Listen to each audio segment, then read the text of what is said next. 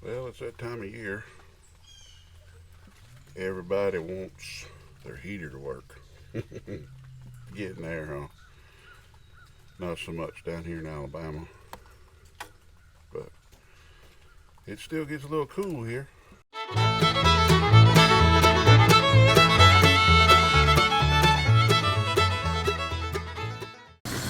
Like, subscribe, and turn on those notifications.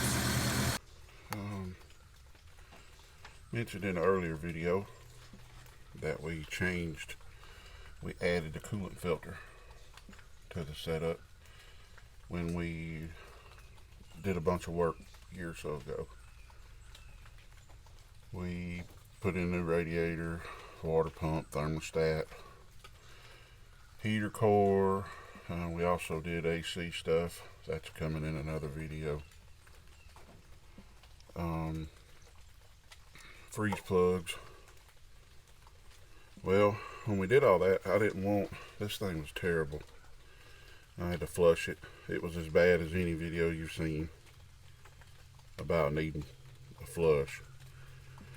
So I said, well, I don't want all that going into my brand new heater core, and keep it out of my brand new radiator best I can. So did some research, and I found where people had put, I'm not the first one that's done this. This is just how I did it. Put a coolant filter on my little Jeep. I forgot to put this in, so I saw it. It's a Wix 24070 filter on there, and a 24763 is the mount. There you go. And it works, I'll tell you. First filter we had on it, we had to change it in less than 1,000 miles because it stopped up. It was done. And it was heavy. I don't have any film of it or anything, but it was full of stuff. You can see in that bottle down there, this coolant stays clean now, which I know this is a new engine, but they still, no different. It's raining out here. Y'all might hear it sprinkling coming out of the trees or whatever. On these older ones, you've got 5/8 at the bottom and 3/4 at the top. Well, you want the coolant to go in at the bottom and out at the top. So the output off the engine is on the thermostat housing. It's 3/4. All right, well, I found a hose that's 90-degree bend. It was too long. You can cut it however you wanted to. That was 3/4, and then we went to a 3/4 inlet on the fuel filter. On the housing for the coolant filter.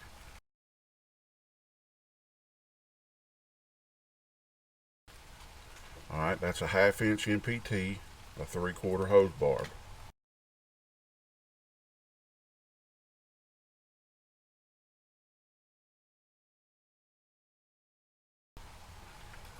And so this 3/4 hose goes straight to it.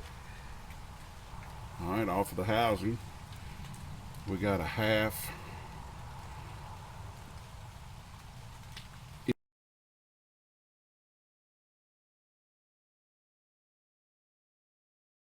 NPT, and that's just a straight because I needed the length right here.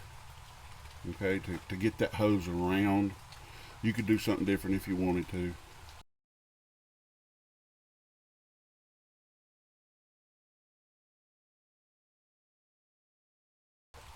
But I wanted to come in like this to try to keep it clean and out of the way the best I could.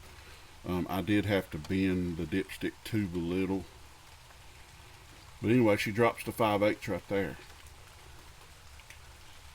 This 1/2-inch NPT to 5/8.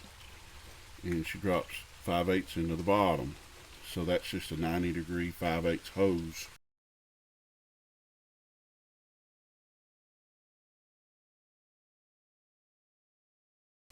I'm going to link all these part numbers in the description. Now, I bought way too long a hose, but I've got extra hose now after I cut it off. Now, coming out of the top is 3/4. And I found a 3/4 with a 90 in it and just looped it around. You know, it just comes out of here, loops up, and goes to 5/8 on the suction going into the pump.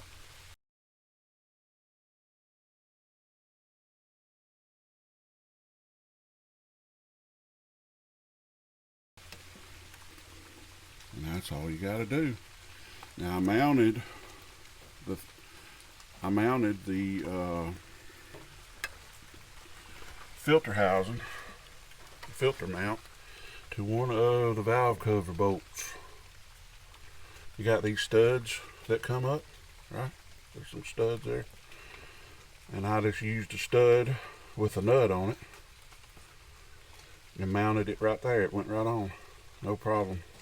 Now when you take this filter off, you want to support this housing. You don't want to put all the stress when you're taking that filter loose on that little stud. And you could make a bracket or whatever, and I intended to do that, but it works just fine like this, so I've never had to do it. And it filters your coolant. So got any questions, ask them in the comments. And like I said, you'll see my original green coolant is still original and it's still green. See you.